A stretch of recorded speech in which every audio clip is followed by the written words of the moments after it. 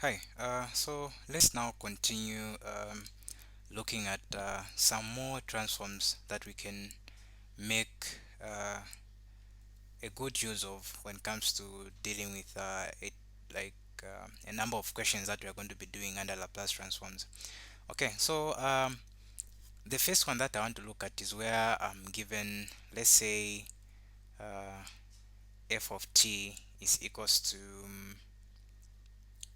let me say, let me say t to the power n. I could have said f of t is equals to t, but this is just f of t is equals to t to the power 1, of which it simply means my n is equals to 1. So what I want to try to do here is that I just want to use t to the power n so that I generalize it. Okay, and remember to say for um, this one we say it's valid. The validity, we're just talking about when n is greater than what? Greater than 0. Okay, because if it's equals to 0, if you have said t to the power 0, this is just 1, but you already know what this one is. Now I want to try out for any other value but 0, starting from 1 going as high as I can go. Okay, so using t to the power n, I'll generalize it. That will also include t, that also include t itself, which is just t to the power 1.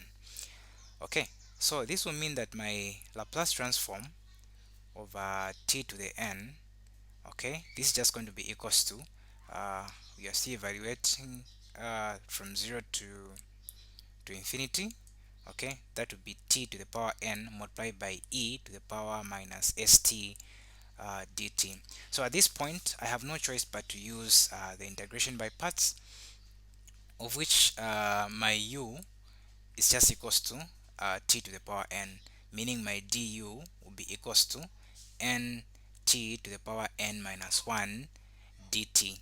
Okay, then my dv is equals to my e to the power minus st, then our v, this is dt by the way, then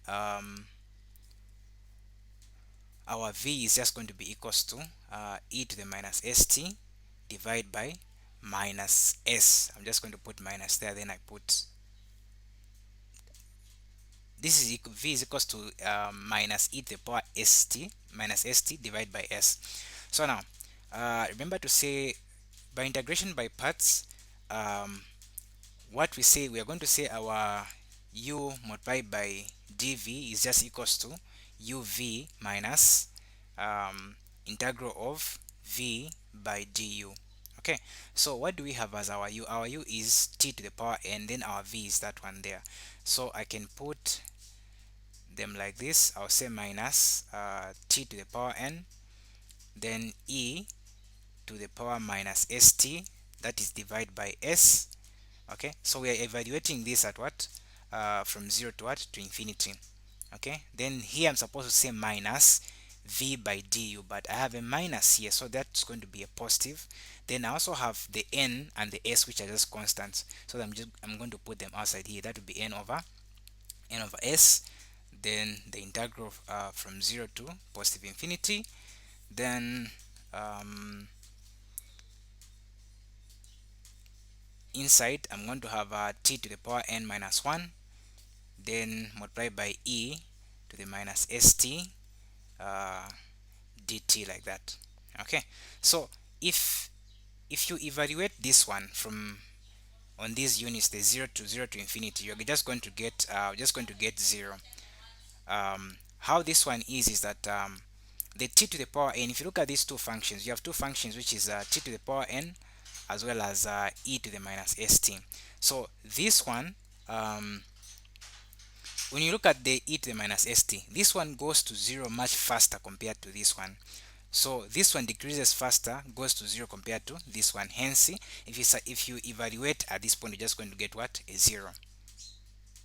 Okay, so what we remain with is just this first part here, I mean the second part, which is okay, which is just n over s, then integral of from 0 to infinity over t to the n minus 1, okay, t to the n minus 1 by e to the minus st dt. Okay, so now one thing that you observe here is that you can rewrite this as n over s, okay, multiplied by the Laplace transform of what?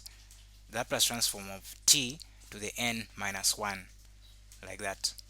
Okay, so what we can now conclude is that the Laplace transform of t to the n, okay, t to the n is just equals to n over s, okay, multiplied by the Laplace transform of that one. You can choose to use integration by parts here again, but for me, I don't want really to waste my time doing it over and over again. I'll just take this expression, and this expression is going to give us more like something that we're going to be using. Okay, so I'm going to try out for different values so that I try to come up with a pattern. So now we are saying Laplace transform of t to the n, okay, is equals to the n over s multiplied by the Laplace transform of t to the n minus 1, like that. Okay, so that is what we are going to use. So now we want to try to find the final expression now. That is after trying out some values so that we observe a pattern. So let's try for n is equals to 1. I don't want to try for n is equals to 0 because I already know that if I say t to the power 0, that would be equals to 1, and we already know what the Laplace transform of 1 is, and that's not what I want to try to find right now. So let me try to start from 1. So if you start from 1, this will just be indicated as Laplace transform of t. Okay, so remember, here it's just a matter of substituting. Here in place of n, you put what? You put 1. That would be 1 over s multiplied by Laplace transform of. So if you put t to the power, where there's n you put 1, that would be minus 1, like that. This will just be t to the power 0, which is 1. And the Laplace transform of 1, we said is what? Is 1 over s. We already found that. So this just equals to the 1 over s, which is this one, multiplied by this 1 over s that you're going to get here. That will be multiplied by 1 over s, giving us 1 over s squared. Okay, let's try out for n is equals to 2. That would be t to the power 2 there, like that. This will be equals to 2 over s multiplied by the Laplace transform. If you put 2 here, that would be t, like that, is equals to. So remember, just get your 2 over s here multiplied by the Laplace transform of t, which is this one here. We ended up with what? With this one. So that would be 1 over s squared, giving us 2 over s to the power 3. Let's go and substitute for n is equals to 3. This one is just going to be 3 over s multiplied by the Laplace transform of, that would be t to the power 2, because when you put 3 here, 3 minus 1, that would be a 2. So this is going to be equals to 3 over s multiplied by the Laplace transform of t squared. We have found that it's what? Is 2 over s to the power 3, giving you what? 3 multiplied by 2, that would be a 6, divided by s to the power 4. Let me try to find the last one. Maybe for now you can continue doing this and you never stop. So that would be, let's say, t to the power 4, where n is equals to 4. This will be equals to 4 over s, okay, multiplied by the Laplace transform of t to the power 3. Okay, that is when you put 4 here, you subtract, you're going to get a 3. So this will be equals to 4 over s multiplied by the Laplace transform of t to the power 3, which is this one. We ended up with 6 over s to the power 4. That will be equals to 6 by 4, that would be 24, divided by s to the power 5. So one thing that really stands out here, if you look at the behavior of the numerator, this is just a factorial. This is just more like you put n factorial, like that, divide by. If you look at how the power of the denominator is increasing, you have like from 2 to 3, 4, 5. So it's just more like on the first term we have a 2. So we are saying s. So instead of having, if you just say s to the power n, that would be like s to the power 1 if that is for the first term. But to increase it to 2, we had to add a what? A 1. And the same applies to this one. It's same as It's just the same as that one there, of which you can write this as what? As 2 factorial divided by s to the power 3, which was 2 plus 1, giving us that 3 there, like that. This one here, if you observe, I'm not going to say 6 factorial. This was just 3 factorial because I used the 3 here. Okay, that was going to be 3 factorial divided by s to the power 4. This will be equals to 4 factorial is what gives us 24. So that would be like 4 factorial divided by s to the power 5. So this right here is how we are going to be coming up with the Laplace transform of t to the n, regardless of what n is equals to. Okay, and of course, yeah, of course, we are talking about when n is greater than 0. Okay, so any number, any positive integer, 1, 2, 3, and going ahead like that, we can use this one here. So one conclusion that we're able to make now is that the conclusion that we can make is that the Laplace transform of t to the power n is nothing but of course, you can write it as f of s, which will be equals to n factorial divided by s to the power n plus 1. This is the formula that we are going to be using. So you don't really have to start using integration by parts again. You can just use that one there, just substitute, then you end up with the transform that you are looking for. Okay, so now let's try to look at the Laplace transform of sine at. Okay, so we are given the function f of t as sine at. A can be any number. Okay, a can be, this is just representing a constant there. That's part of the angle. So what it is here is that of course, after this I'll have to look for the Laplace transform of what? Of f of t equals to cos at. So I can use integration by parts I find for this one and for that one, which is okay, but I can also decide to use the Euler's formula, um, the Euler's equation, that I can use it to find both of these at once. But don't get me wrong, even if you use integration by parts on this one and on that one there, you're still going to end up with something that you're going to get when you use the Euler's equation. In fact, I'll try to work on a separate video where I try to use the integration by parts. So the Euler equation is given as e to the power ix. This I represents the imaginary part. Okay, so this is equals to cos x plus I sine x. Okay, I sine x. So now, considering the fact that I'm dealing with a constant a, I'm just going to say this is e to the power iax equals to cos, that would be cos. In fact, so what I do here is that instead of using x, since I'm using the variable t, I'm going to use t there. This will be equals to cos at plus I sine I sine at. So what I have to do is just to find the Laplace transform of that. So I'll come and say, okay, what is the Laplace transform of e to the power I at, like that. Okay, so in the previous video we determined that the Laplace transform of e to the at is equals to 1 over s minus a. Okay, so now this tells us that the Laplace transform of this one is just equals to 1 over s minus, so where there is a here, this is attached to what? To the a, ia, like that.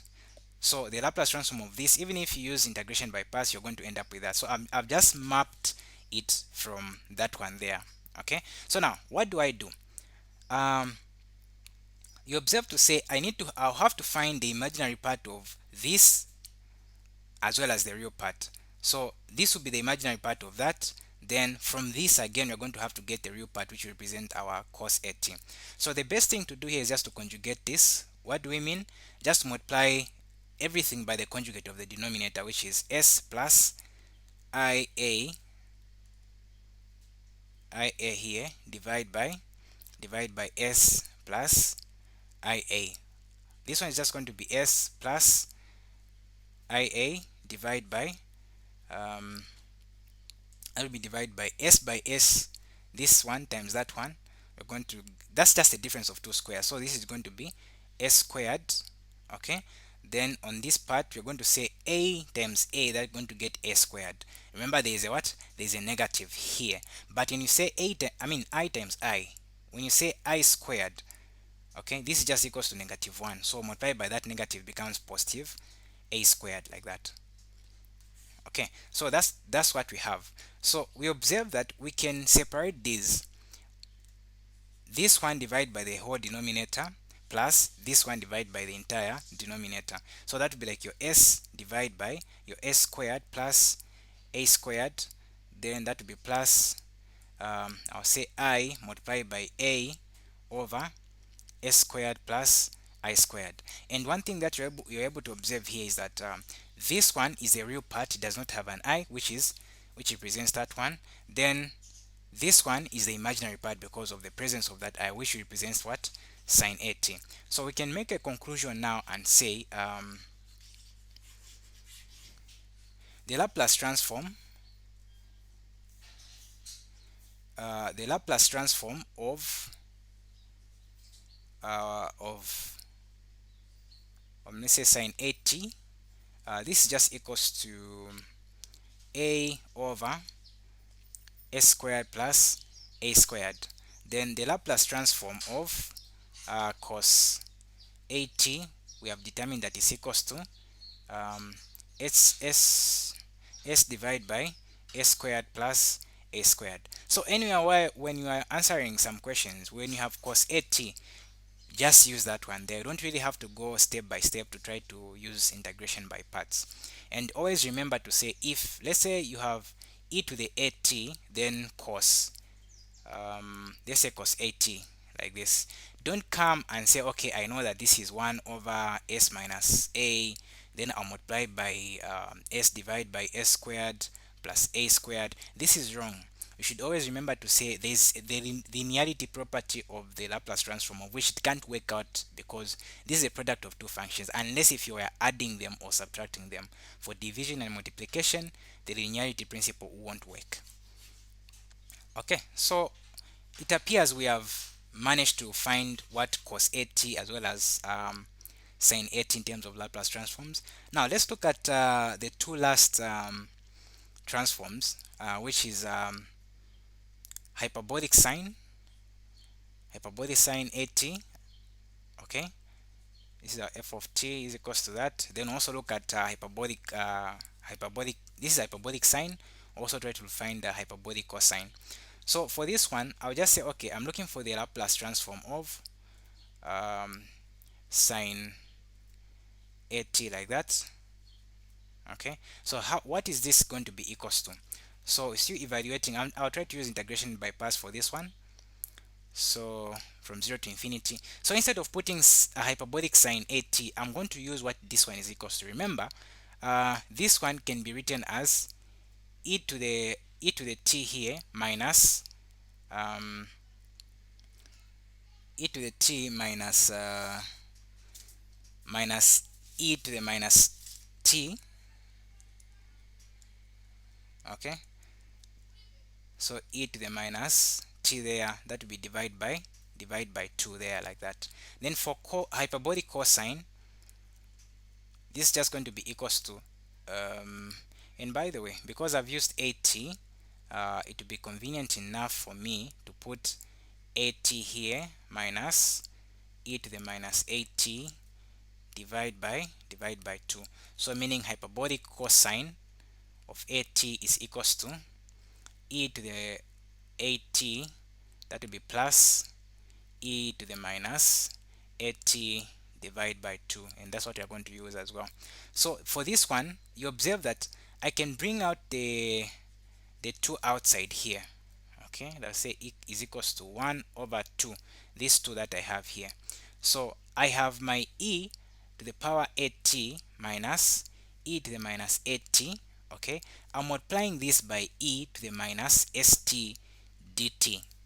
Okay, this one is just going to be equals to 1 over 2 integral of when you multiply this one times that one, the bases are the same. That's just going to be e to the at minus st. Okay, I'll say dt. I'll write them as individual integrals. Then I'll say minus this one here, which is 1 over 2, then integral of, in fact, I think this is going to be a plus.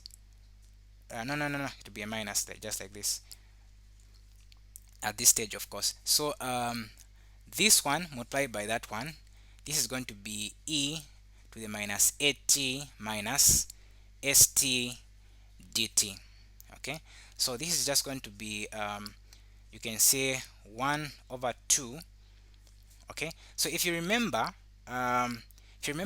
what we did when looking for the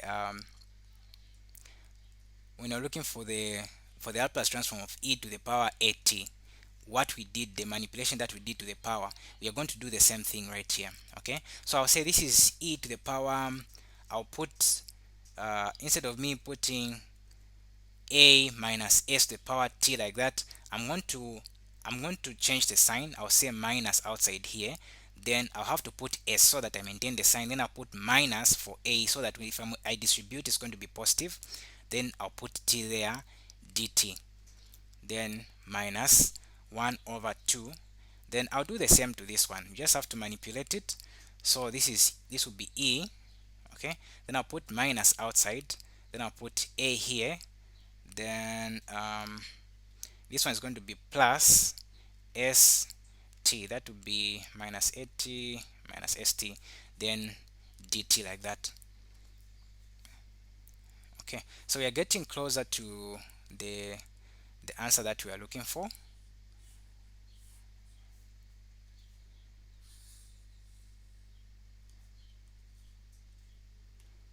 Let me just move this up. Okay, so now for this one, you observe that this is just going to be 1 over 2. Okay, then the integral of this right here is nothing but the same one the way it is. Okay, which is e to the minus s minus a there, t, divide by this one here the way you have it. So I'm going to say minus s minus a, like that. Okay, so remember to say you're evaluating from 0 to infinity, and coming to this one, that would be 1 over 2. Then the integral of this one is going to be e to the minus a plus s t, like that, divide by minus a plus s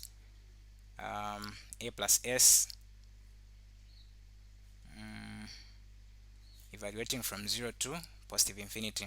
So I'm not going to go through finding the transform for this one. You're just going to map everything that I'm doing on for the hyperbolic sign to this one, and you're still going to arrive at the same at a similar, you're going to arrive at the answer. For they are not the same, but you're going to just follow the same steps and you arrive at the answer that you're looking for. So evaluating this one from 0 to infinity, you observe that this one here is just going to be a 0 if you place infinity, if you substitute with infinity. In fact, everything is just going to be a 0, of which if you substitute with 0, this one is going to be a 1. So to be minus, because you're supposed to say 1 over 2. Okay, so if you substitute with infinity, you're going to get a 0 minus. Substitute with 0, you're going to get minus this minus that you have here, of which it changes to be what? To be a plus 1 over 1 over s minus a, like that. Then this will be minus 1 over 2. Then if you substitute with infinity here, like where there's t, this is just going to be 0, because this is just going to be 1 over e to the, now it's going to change, this negative is going to go, that's why this ends up to be a 0. It's about how you treat an exponential function. So this is going to be 0 minus, but because of this minus that I have there, this is also going to be positive 1 over a plus s. You close like that. Then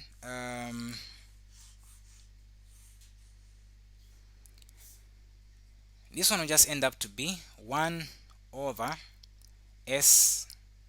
Let me put them in brackets because I have a 2 here. Then I'll put s minus a. Then that will be minus that would be 1 over 2a plus s, like that. Okay, so now here I'm going to make this as a single fraction. So how you make it as a single fraction, I'm going to multiply the denominators. Okay, I'm going to multiply the denominators here. Multiply, how you simply make it anyway, you just multiply that by that, this one by this, and so it's like major diagonal by major diagonal minus minor diagonal, then multiply by the denominators as well. So the one multiplied by this one, you end up with 2, that would be a plus s minus, that would be 2s minus a, which is this one, then uh, multiply these two. What are you going to get? You're going to get something like a 4. Okay, that would be a 4. Then s times this a here. Okay, you're going to get s a. Then s times this s here, you're going to get plus s squared. Then this a times that one there is going to be minus a squared. Then minus a times s, that's just going to be minus as, like that, of which you observe that this one cancels out with that one there. Okay, then try to look at the numerator here. This is just going to be 2a plus 2s minus 2s plus 2a.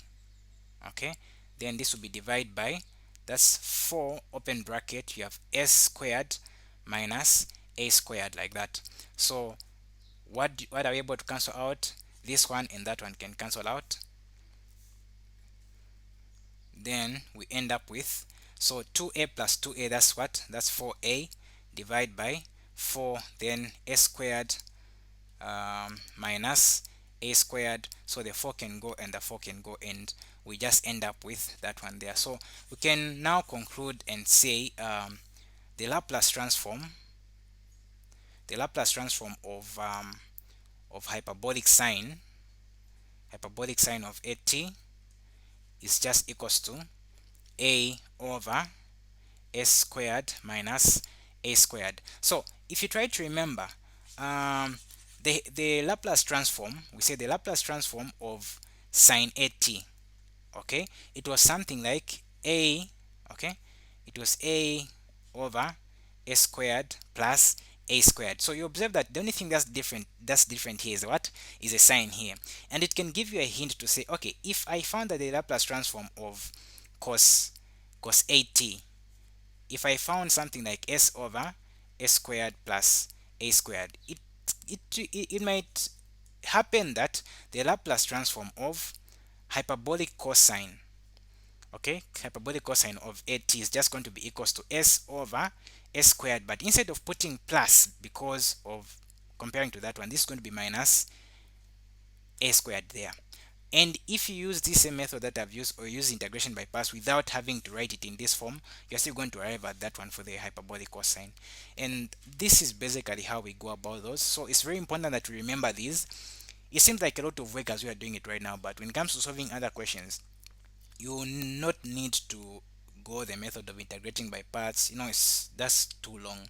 But considering the fact that we have done it right now, it's just a matter of remembering what you did. Yeah, so like for example, let's say someone gives you, like, let's say f of t is equals to, let me say 2a sine,